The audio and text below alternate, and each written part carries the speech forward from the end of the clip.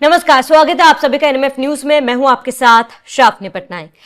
जब पश्चिम बंगाल में चुनाव हुए थे तो सबसे बड़ा मुद्दा ये था कि किस तरीके से घुसपैठिए पश्चिम बंगाल में अपना एक अलग ही साम्राज्य बना रहे हैं और भारी संख्या में कई ऐसे लोगों को वापस अपने देश बांग्लादेश भेजा भी गया था। अब भारत बांग्लादेश सीमा पर लगातार विवाद हो रहा है और किस तरीके से लोग गुपचुप तरीके से भारत में घुस रहे हैं और यहाँ की योजनाओं का लाभ ले रहे हैं, ये एक बहुत बड़ा मुख्य कारण और विवाद रहा था पश्चिम बंगाल के चुनाव में। लेकिन अब बीजेपी सरकार आ चुकी है और इस पूरे मामले पर लगातार जांच की जा रही है। नजर बनाए हुए हैं, सीमा पर नजर बनाए हुए हैं, लेकिन अब एक बहुत बड़ा खुलासा हुआ है और खुलासा भी एक ब्रोकर ने किया है जो घुसपैठियों को भारत आने में मदद करता है।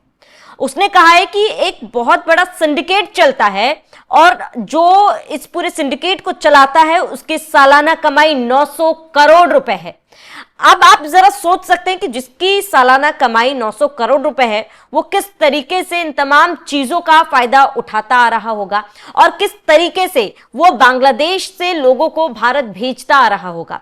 इस पूरी चीज को डिटेल में समझेंगे। मेरे साथ पंकज प्रसून जी जुड़े हुए हैं। पंकज जी, भारत और बांग्लादेश की सीमा और इस सीमा से लगातार घुसपैठिए भारत आसानी से आ रहे थे। इस पूरे प्रकरण में ये सामने आया कि कई लोग शामिल थे, एक सिंडिकेट शामिल था। घाटों के जरिए लोगों को पार कराया जाता था, उन घाटों की कीमत भी रखी गई थी। ये पूरा प्रकरण क्या है और किस तरीके से लोगों को पास कराया जाता था सीमा से आसानी से? कौन कौन इसमें शामिल है, कौन कौन मदद करता था, क्या कुछ पूरी जानकारी? पश्चिम बंगाल में एक मीडिया ग्रुप है आनंद बाजार पत्रिका, उसने ये स्टिंग ऑपरेशन किया है। और स्टिंग ऑपरेशन में पहले उसने क्या बताया है वो मैं बता देता हूं और फिर उसके बाद हम एनालिसिस करेंगे। आनंद बाजार पत्रिका का दावा यह है कि एक घाट से महीने में 6 लाख रुपए की कमाई है, सिर्फ घुसपैठ से। और इस तरह करके 1000 घाट है, तो 600 से 900 करोड़ की कमाई है हर महीने।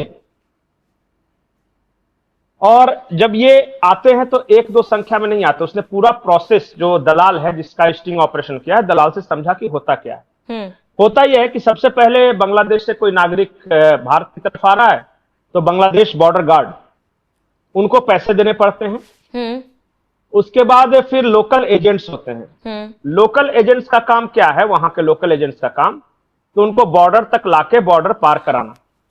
और बॉर्डर पार कैसे करते हैं? तो वहां पे खेत है, तो रात भर वो सब खेत में छुपे रहते हैं और जैसे ही बीएसएफ वाला पेट्रोलिंग करके गया तो यहां से मान लिया कि मैं यहां पे अपने खेत में छुपा हुआ बॉर्डर के पास, बीएसएफ वाला पेट्रोलिंग करके गया, मैंने इशारा कर दिया, उधर से पास कर दिया।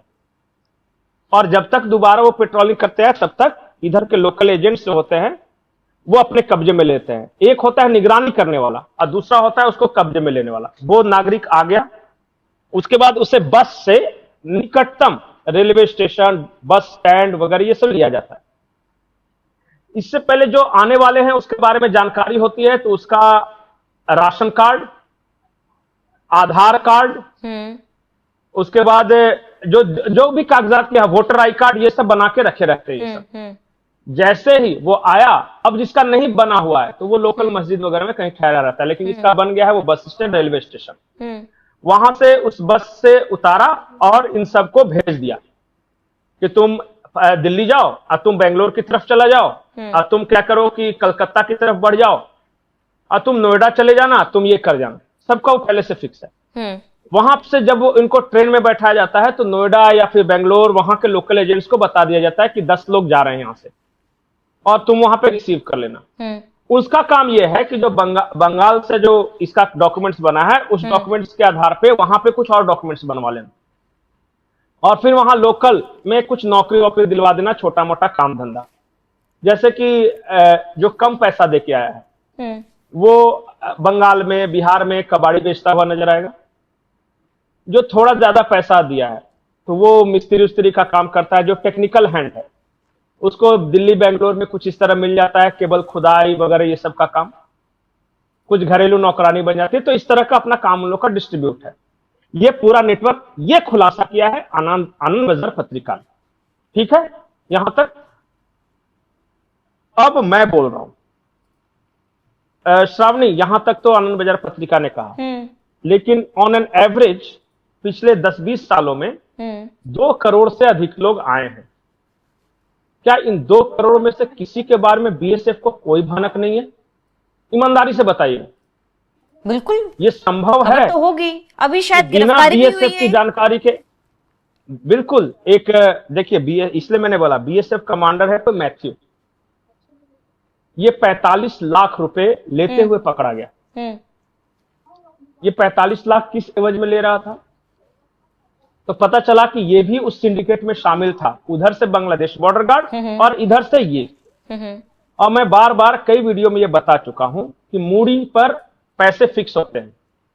6,000 रुपए मूड़ी था जब मैंने आखिरी बार पता लगाया था, तो एक व्यक्ति का 6,000 यहां बीएसएफ के लोगों को मिलता है। और एक एक जत्था में 8-8, 10-10 आया, तो 6,000 के हिसाब से 10 आदमी अगर है तो 60,000 रुपए। और इस तरह कंटिन्यूअस प्रोसेस चलता रहता था। तो बेईमान दोनों तरफ थे। अब पंकज जी, यहाँ पर मेरा ये सवाल है कि आप बीजेपी की सरकार है पश्चिम बंगाल में, इस बीएसएफ की गिरफ्तारी भी शुभेंदु अधिकारी के राज्य में ही हुई है, तो क्या पिछले 15 साल में कोई भी बीएसएफ जवान पर कार्रवाई नहीं हुई? कोई भी बीएसएफ जवान ऐसा संदिग्ध पकड़ा नहीं गया जो घुसपैठियों की मदद करता हो? क्यों पकड़ा जाएगा? क्योंकि देखिए, उधर भी पैसे मिल रहे हैं। बांग्लादेश, अपने यहाँ की बात करें तो बीएसएफ को पैसे मिले, फिर लोकल पुलिस थाना मैनेज है, पुलिस थाना को पैसे खिला दिए, पकड़ेगा क्यों? फिर पता चला कि ये सब आते हैं तो किसी पॉलिटिकल पार्टी के वोट बैंक बन जाते हैं, तो उसको ही फायदा है। फिर पता है कि घुसाने के नाम पे कुछ और नेता वगैरह, सरकार कोई कार्रवाई नहीं करती थी तब? नहीं करती थी, और सब कुछ मिलीजुली बिल्कुल शांतिपूर्वक चल रहा था।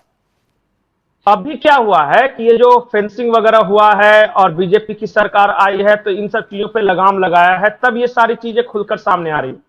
और जैसे ही वहां जिस दिन बीजेपी का रिजल्ट आया, बड़ी संख्या में लोग वापस बांग्लादेश की तरफ भागने लगे। वो तस्वीरें सबके सामने। जब एसआईआर हुआ उस वक्त भी हमने देखा था कि बड़ी संख्या में वापस जाने लगे। ये सब लोग क्यों वापस जा रहे थे? क्योंकि इनको पता था कि अब पकड़े जाएंगे। अब पकड़े जाएंगे तो टॉर्चर करेंगे, मारेंगे, पीटेंगे, वापस भेजेंगे। इससे बढ़िया स्वतः ही चले जाओ। अब ये धंधा जब से बीजेपी सरकार आई थोड़ा मंदा है, पूरी तरह खत्म नहीं हुआ है। हालांकि आनंद बाजार पत्रिका दावा कर रहा है कि खत्म हुआ है, खत्म नहीं हुआ। किसी चीज को जड़ से खत्म करने में तो समय तो लगता ही है ना पंकज जी? बिल्कुल, हाँ, कम जरूर हो गया है। अब कोई उधर से आने के लिए तैयार नहीं, क्योंकि उसे लग रहा है कि वापस फेंक देंगे। जो यहां से भगाए गए हैं वो जाके अपने गांव घर में अपनी कहानियां सुना रहे हैं कि बड़ी स्थिति खराब है, वहां मत जाओ। तो इस वजह से इन्फ्लक्स बहुत कम हो गया है। और ये जो घाटों का धंधा है ना दोनों तरफ से, ये धंधा बहुत मंदा पड़ा है। अब एक चीज और करना है सरकार को कि अपने लोकल पुलिस नेटवर्क के जरिए उन दलालों के बारे में पता लगाना है। उन दलालों पर जब कार्रवाई होगी, 10-20 जब पकड़े जाएंगे ना, तो बाकी सब ये काम बंद करके कुछ दूसरा धंधा शुरू कर लेंगे। ये सिर्फ बाकी है जी।